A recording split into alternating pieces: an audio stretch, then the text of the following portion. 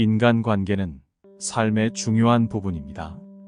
하지만 때때로 우리는 너무나 친절하고 관대해져서 자신의 경계를 잃어버리기 쉽습니다.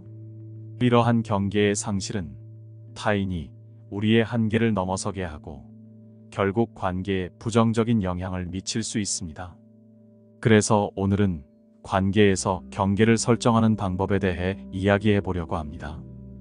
인간관계에서 지나치게 친절하고 관대한 태도는 때때로 부정적인 결과를 초래할 수 있습니다.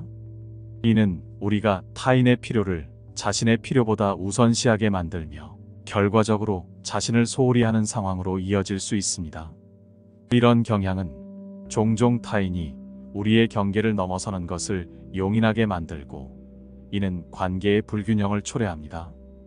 예를 들어 친구나 동료가 자주 도움을 요청할 때마다 항상 예라고 대답하는 경우를 생각해 보세요. 이런 상황에서 당신은 그들의 요구를 충족시키기 위해 자신의 시간과 에너지를 희생하게 됩니다. 이것은 잠시 동안은 문제가 되지 않을 수 있지만 시간이 지나면서 당신의 개인적인 시간과 필요가 무시되기 시작합니다. 결국 이러한 불균형은 당신이 타인에게 주는 것과 받는 것 사이의 균형을 잃게 만들고 이로 인해 관계에 긴장이 생길 수 있습니다. 중요한 것은 자신과 타인 사이의 균형을 찾는 것입니다. 친절과 관대함은 좋은 특성이지만 이것이 자신의 경계를 침해하는 원인이 되어서는 안 됩니다. 자신의 필요와 욕구에도 주목해야 하며 때로는 아니요라고 말하는 법을 배워야 합니다. 이것은 자기 자신을 존중하는 것이며 이를 통해 타인도 당신을 존중하게 됩니다. 자신의 경계를 설정하는 것은 연습과 시간이 필요합니다. 처음에는 어려울 수 있지만 자신의 경계를 지키는 것은 당신의 복지와 관계의 건강을 위해 필수적입니다.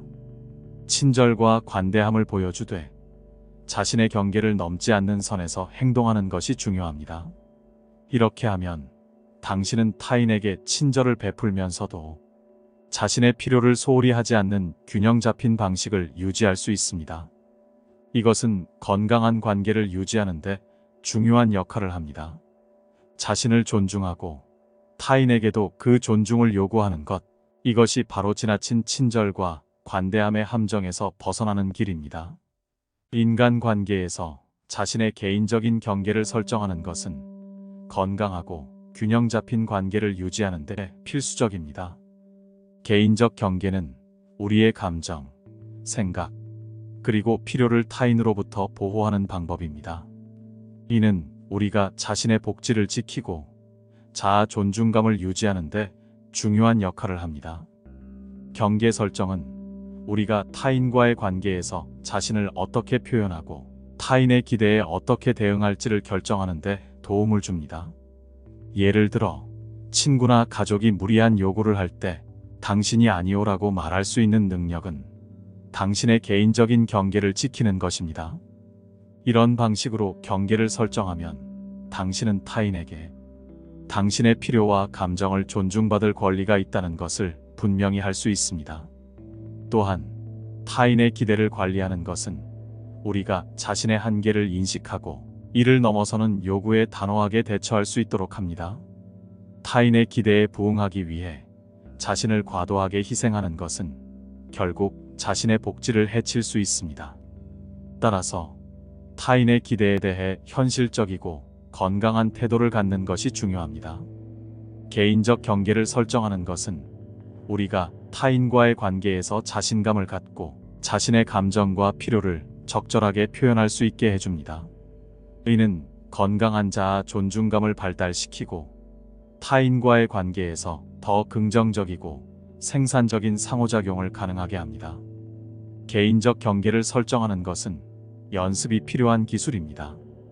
처음에는 어려울 수 있지만 이것은 자신과 타인에 대한 건강한 태도를 형성하는 데 중요한 단계입니다.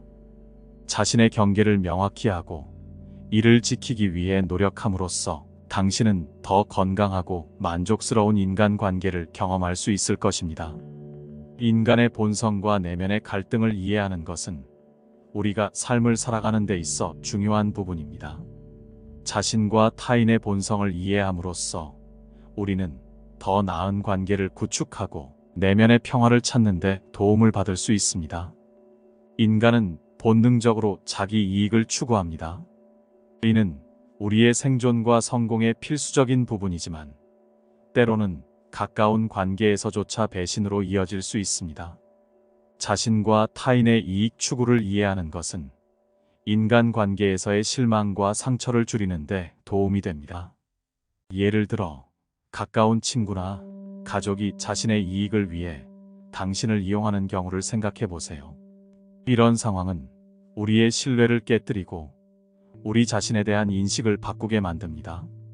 하지만 이런 경험은 우리에게 중요한 교훈을 제공합니다.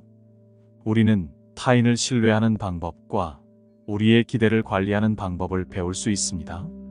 이러한 이해는 우리가 관계를 더 현실적으로 바라보게 하고 타인의 행동에 대해 더 너그러운 태도를 갖도록 돕습니다. 또한 이는 우리가 자신의 감정과 기대를 더 잘 관리하고 실망을 줄이는 데 도움을 줍니다.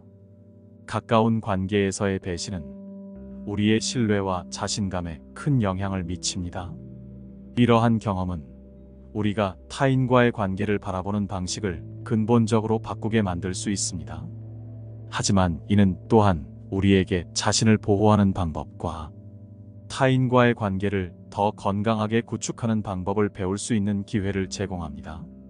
예를 들어 사랑하는 사람에게 배신당한 경험은 매우 아플 수 있습니다. 하지만 이런 경험을 통해 우리는 우리 자신에 대해 더 많이 알게 되고 우리가 무엇을 원하고 무엇을 용납할 수 없는지에 대해 더 잘 이해하게 됩니다. 이러한 자기인식은 우리가 더 강한 개인이 되도록 돕고 더 건강한 관계를 구축하는 데 중요한 역할을 합니다.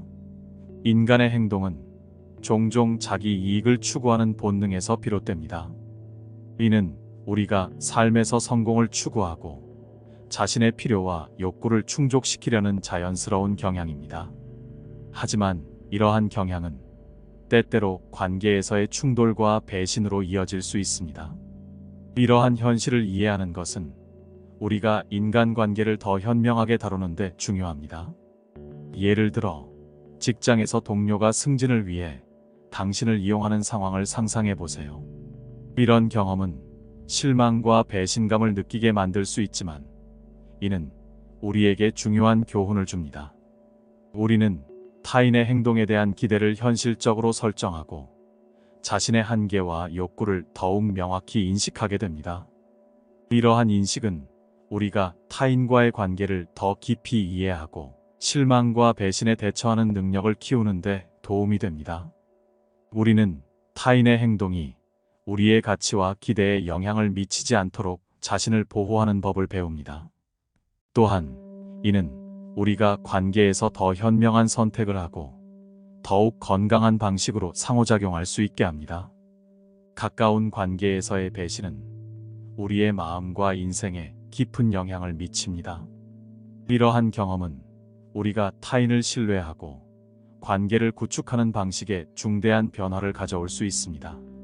하지만 이러한 상황은 우리에게 자기 성찰의 기회를 제공하고 더 강한 개인으로 성장하는 데 도움을 줍니다. 예를 들어 가장 친한 친구에게서 배신을 경험했다고 상상해 보세요. 이런 상황은 우리의 신뢰를 깊이 상하게 하고 다른 사람과의 관계에 대한 두려움을 증폭시킬 수 있습니다. 하지만 이는 우리에게 자신의 감정과 기대를 재평가하고 우리가 무엇을 중요하게 여기는지 이해하는 데 도움을 줍니다. 이러한 자기인식은 우리가 더 건강하고 충족되는 관계를 구축하는 데 중요한 역할을 합니다. 인생에서 자립은 우리의 행복과 만족을 자신의 통제하에 두는 것을 의미합니다. 자립적 태도는 타인의 영향력에서 벗어나 자신의 삶을 주도적으로 이끌어가는 데 중요한 역할을 합니다. 타인과의 관계에서 자립적 태도를 취하는 것은 우리가 다른 사람들의 의견이나 행동에 의해 우리의 감정이 좌우되지 않도록 하는 것입니다. 이는 우리가 타인의 기대나 평가에 영향받지 않고 자신의 가치와 신념에 따라 행동하게 합니다. 자립적 태도를 취함으로써 우리는 타인과의 관계에서 더 건강하고 균형 잡힌 방식으로 상호작용할 수 있습니다. 예를 들어, 친구나 가족이 당신의 삶에 대해 의견을 제시할 때 그들의 의견을 경청하지만 최종 결정은 자신의 가치와 욕구에 기반하여 내립니다. 이렇게 함으로써 당신은 타인의 기대에 휘둘리지 않고 자신의 삶을 주도적으로 이끌어갈 수 있습니다. 행복과 만족은 외부의 상황이나 타인에게 의존하는 것이 아니라 우리 자신 내부에서 발견되어야 합니다.